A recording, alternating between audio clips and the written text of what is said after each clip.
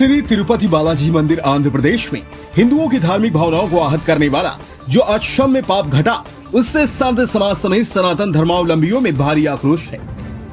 पूज्य पाद गुरुदेव जगत गुरु रामानंदाचार्य स्वामी श्री रामभद्राचार्य जी महाराज की आज्ञा से एवं उनके उत्तराधिकारी पूज्य आचार्य श्री रामचंद्र दास जी महाराज के निर्देशन व मार्गदर्शन में रामानंद मिशन कानपुर टोली ने आज पैदल मार्च निकालकर तथा आम जनमानस की सहभागिता हेतु हस्ताक्षर अभियान चलाकर एक ज्ञापन समर्थ अधिकारियों के सम्मुख प्रस्तुत किया। मुख्य रूप से निम्नलिखित बिंदुओं को आधार बनाकर ज्ञापन सौंपा गया। नंबर 1, तिरुपति मंदिर में हुई इस षड्यंत्रकारी घटना की जांच की जाए। धार्मिक स्थलों पर बिकने वाले प्रसाद की नियमित जांच हेतु एक समिति बनाई जाए। नंबर 3, नकली घी के रूप में जो जहर बाजार में बेचा जा रहा है, तत्काल प्रभाव से उसकी रोक हेतु आवश्यक कार्यवाही की जाए। विशेष अनुरोध, रामानंद मिशन सनातन धर्मावलंबियों से अनुरोध करता है कि यदि शुद्ध खाद्य सामग्री से निर्मित भोग सामग्री का अभाव आपको बाजार में दिखे तो उपयुक्त और धर्मानुकूल यही होगा कि बाजार में बिकने वाले प्रसाद के स्थान पर आप सब अपने घर में स्वच्छता से बने प्रसाद को मंदिर ले जाकर श्री विग्रह समक्ष अर्पित करें।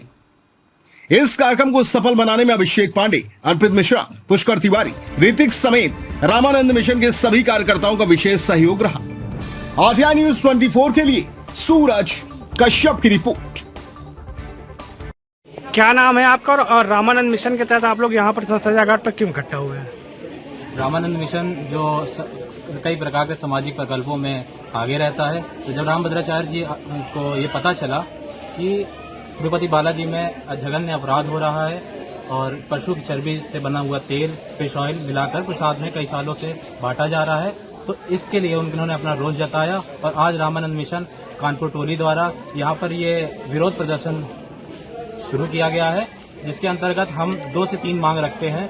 पहली मांग है कि जो मंदिर, जो हिंदुओं के बड़े मंदिर हैं जो कि सरकार के कब्जे में है, इसका रेवेन्यू जनरेट होता है जो कि सरकार के पास जाता है, बल्कि ना ही मस्जिद में ऐसा होता है, ना ही गिरजाघर में, ना ही किसी भी धार्मिक स्थलों में हिंदुओं का रेवेन्यू जनरेट होता है जो कि सरकार के पास जाता है। और वहां पर उसका मुखिया होता है डीएम, जो कि डीएम बनने के लिए जो पाठ्यक्रम यूज होता है, आईएएस बनने के लिए जो पाठ्यक्रम होता है, वो कहीं ना कहीं आपको हिंदू के प्रति उदासीन बना देता है और विरोधी बना देता है।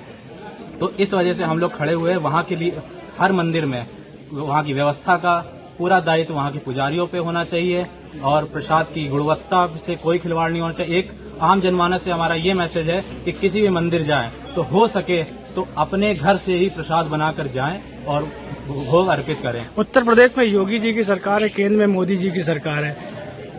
ये पहला मामला जो तिरुपति का सामने आया है, लेकिन आप इस बात को जानिए कि घी का उत्पादन जिस हिसाब से खपत भारत देश में है उस हिसाब से उत्पादन नहीं होता, तो कहीं न कहीं तिरुपति नहीं और मंदिरों में या और सामाजिक कार्यों में, पूजा के कार्यों में और खाने में लोगों के ऐसा घी उपलब्ध हो रहा है। सरकार इस पर क्या करे, सरकार से क्या मांग करते हैं आप लोग? सरकार से बहुत ही सामान्य सी मांग है। तिरुमला पर्वत, जहाँ तिरुपति जी का मंदिर है, तिरुमला पर्वत श्रेणी कहते हैं उसे, तो तिरुमली की पहाड़ी के पास जो गांव हैं, पहले भी उन गांवों को एज अ गौशाला प्रयोग किया जाता था। पूरे गांव का भरण पोषण गौशाला के माध्यम से होता था, वहां के ही घी से प्रसाद बनता था।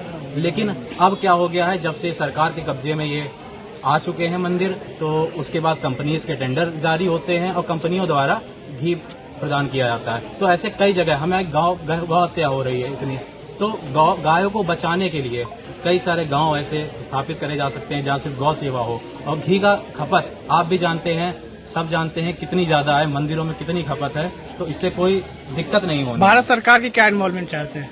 भारत सरकार से हम ये चाहते हैं इसकी जांच कमेटी बने।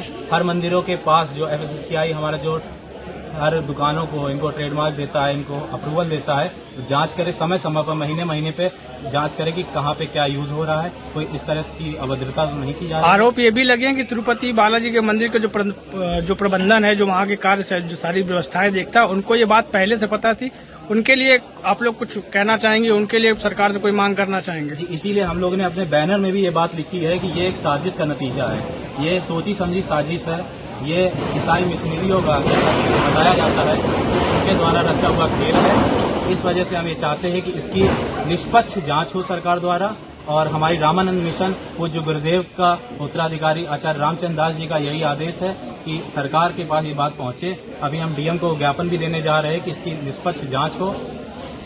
देश प्रदेश की हर छोटी बड़ी खबर के लिए सब्सक्राइब करें हमारा चैनल RTI News 24 और बेल आइकन दबाना ना भूलें, जिससे हर खबर आप तक पहुंचा सके हम सबसे पहले।